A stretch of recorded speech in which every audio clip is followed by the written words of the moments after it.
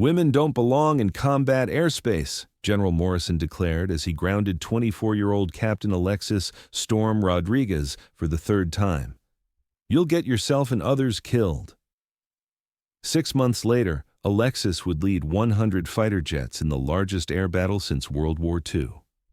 Meet Captain Alexis Rodriguez, born in Miami, Florida, raised in a Navy family, standing 5 feet 5 inches tall, but carrying the soul of a giant leader in the sky. Alexis's story actually began much earlier, during those childhood days when she played with airplane models in her father's old hangar at Naval Air Station Key West.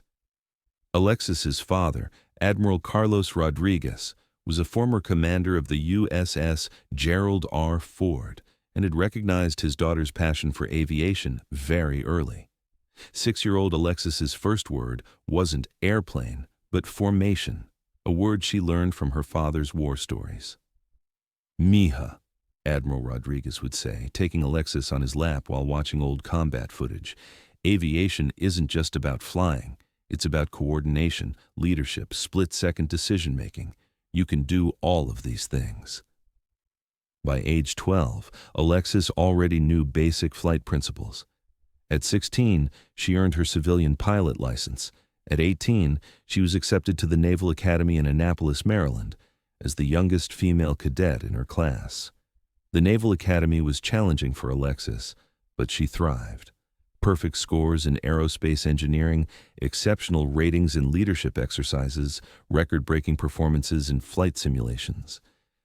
After 4 years, she was commissioned to the Navy as a distinguished graduate.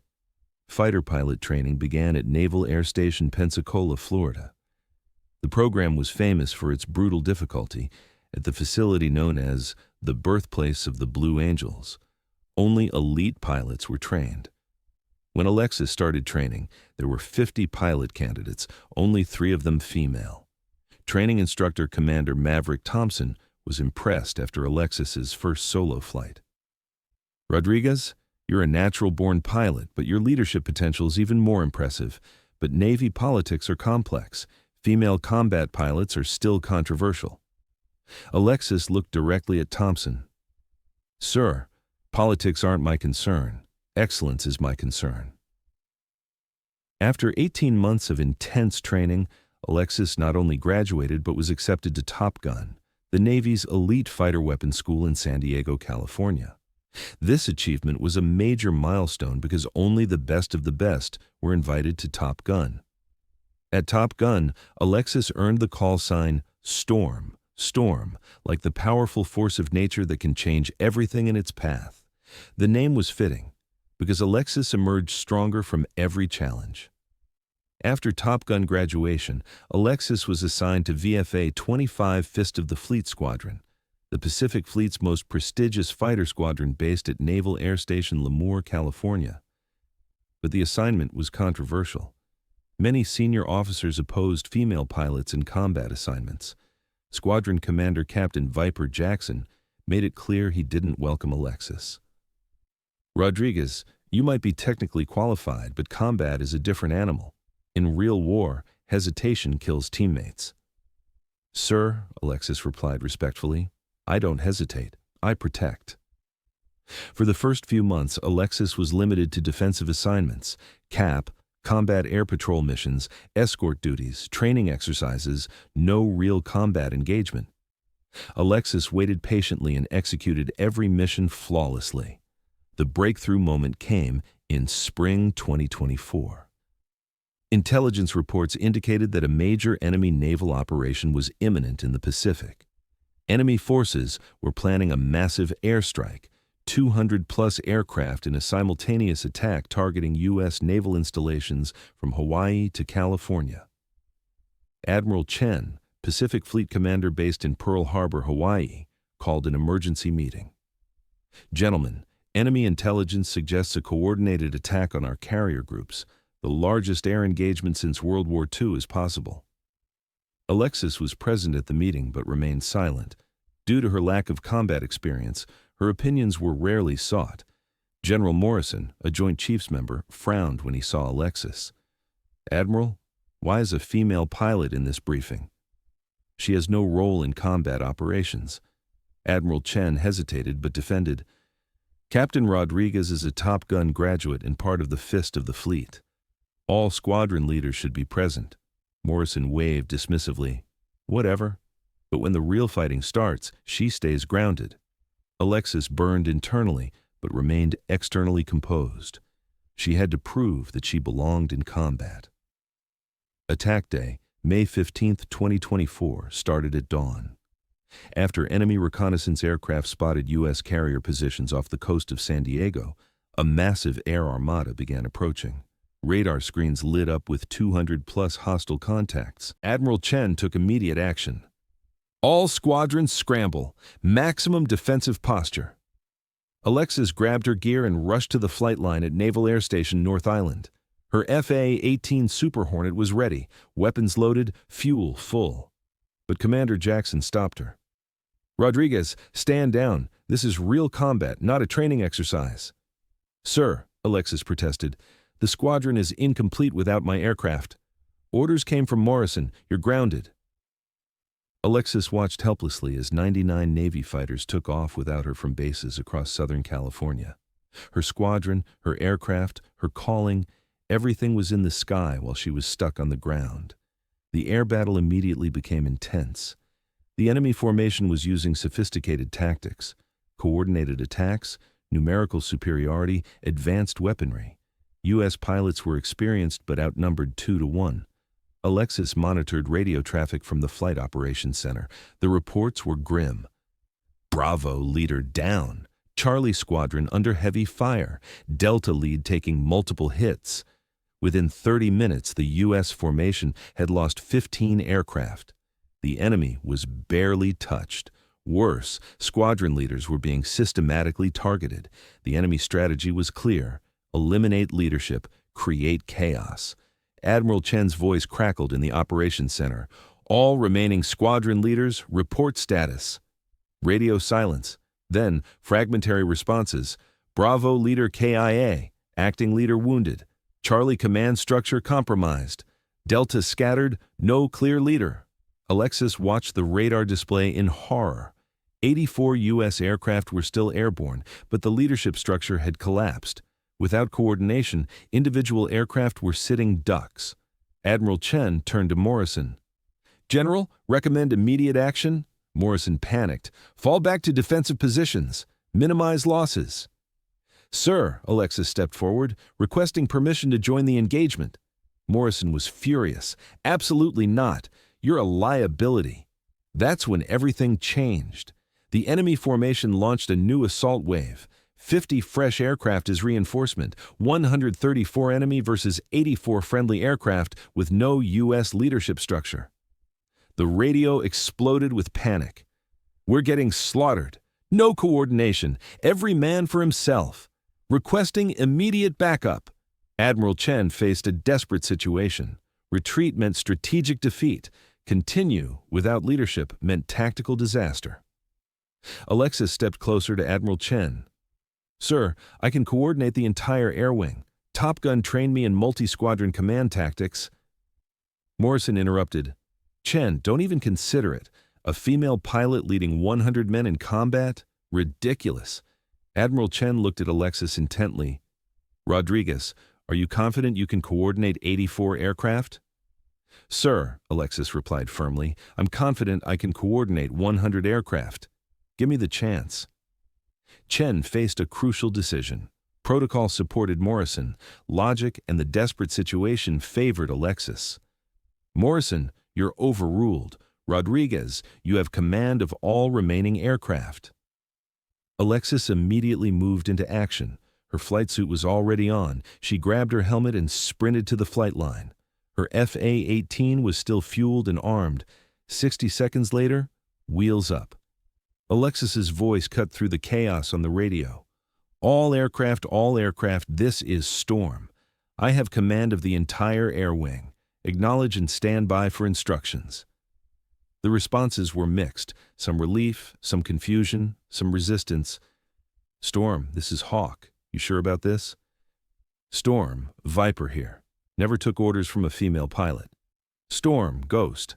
I'm in. What's the plan? Alexis ignored the negativity and focused on coordination. All aircraft, form defensive wall formation. Bravo 7. Escorts take high cap, interceptors low approach, bombers middle reserve. Storm, came a skeptical voice. That's a textbook formation. The enemy will predict it. Negative, Alexis replied confidently. I'm making real-time modifications. Trust me and follow orders. Over the next 5 minutes, Alexis orchestrated a masterpiece. Instead of a traditional formation, she created a dynamic, shifting defensive network. Aircraft constantly repositioned. The enemy couldn't predict patterns. All units, execute rolling ladder defense. High cap drop 2,000 feet, middle tier climb 3,000, low intercept advance. The formation flowed like liquid, responsive and unpredictable. Enemy pilots were confused. U.S. aircraft were everywhere but nowhere they expected. Alexis's tactical innovation immediately paid off. The enemy formation, expecting a standard defense, found themselves engaging phantom targets. U.S. pilots gained positional advantage. Storm, this is Hawk. Enemy lead locked on my 6. Hawk, brake left hard. Ghost, you have firing solution on enemy lead. Fox 2, direct hit. The first enemy kill under Alexis's command.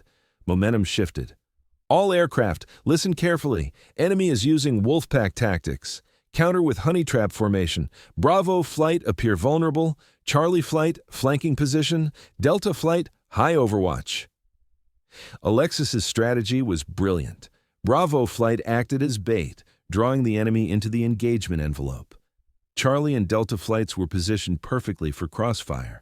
The enemy formation took the bait. 15 hostile aircraft dove toward the apparently vulnerable Bravo flight. That's when Alexis sprung the trap. Charlie, Delta, engage! Bravo, defensive break! The coordinated attack devastated the enemy formation.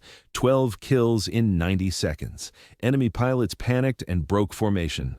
All units, pursuit formation. Don't let them regroup. Alexis's command voice now carried absolute authority. Doubt evaporated as pilots witnessed tactical brilliance. Radio chatter transformed. Storm, incredible tactics. Following Storm's lead. Best coordination I've seen. Battle momentum completely shifted. The enemy reinforcement wave arrived expecting easy victory, but found a coordinated U.S. air wing ready for them. Incoming 50 bandits bearing 270. All units, Wolfpack Echo formation. Alexis continued her innovation. Each enemy wave met a different U.S. formation, different tactics. Enemy commanders couldn't adapt fast enough. 2 hours later, the battle was decisively won. Final tally, 87 enemy aircraft destroyed, 13 U.S. losses, the most lopsided air victory in modern naval history. Admiral Chen's voice filled the radio. Storm, outstanding job, command performance exceptional. Alexis replied modestly, Thank you, Admiral. Team effort, but everyone knew the truth. Alexis Rodriguez had transformed disaster into triumph through pure leadership excellence. When they returned to base, Alexis received a hero's welcome. The 84 pilots she commanded personally thanked her. Men who had doubted female leadership now showed deep respect. Commander Jackson approached Alexis humbly. Rodriguez, I have to apologize. You proved today that leadership is based on ability, not gender. Thank you, sir, Alexis replied graciously. General Morrison, however, was still resistant. Lucky day, Rodriguez. Don't expect a repeat performance. Admiral Chen overheard and confronted Morrison. General, the results speak for themselves. An 87-13 kill ratio is a historic achievement. Political bias was overcome by tactical excellence. 2 months later, Alexis was promoted to commander rank. She was assigned a new position, Air Wing Tactical Coordinator, the first female to hold this position in the Pacific Fleet. Alexis's tactical innovations became standard doctrine Navy-wide. Storm formations were taught to new pilots at Top Gun in San Diego. Young female pilots across the military saw Alexis as a role model. Naval Academy applications from female candidates increased by 400%. But for Alexis, the most meaningful recognition came from her fellow pilots. The pilots in the squadron now called her not commander, but leader. Today, Alexis has been promoted to captain rank and commands an entire carrier air wing based at Naval Air Station Norfolk, Virginia. Her pilots show absolute loyalty because they know that Alexis will never ask them to do something she wouldn't do herself. In Alexis's office hangs an old photo of her father, Admiral Carlos Rodriguez in uniform with a proud smile. Below the photo, an inscription: "Excellence knows no gender. It only knows results." Alexis Rodriguez's story proves that real leadership is earned through actions, not given through politics. When 100 pilots' lives hung in the balance, gender mattered less than capability. Have you ever been told you don't belong somewhere because of who you are? Are you ready to prove them wrong through pure excellence when your moment comes, like Alexis? Real leaders don't wait for permission. They step forward when the situation demands it. Alexis Rodriguez showed that sometimes the best person to lead 100 fighter jets isn't the person anyone expected, but the person who delivers when everything depends on it. The enemy underestimated U.S. forces because a woman led them. Fatal mistake. Alexis proved that the most dangerous opponent isn't always the most obvious one. 100 pilots trusted Alexis with their lives that day. Her tactical brilliance brought them all home safe. Leadership like that transcends any prejudice, any doubt, any limitation anyone tries to impose. From the beaches of Miami to the skies over the Pacific, Alexis Rodriguez rewrote the rules of what's possible when excellence meets opportunity. She didn't just lead 100 fighter jets, she led them into history.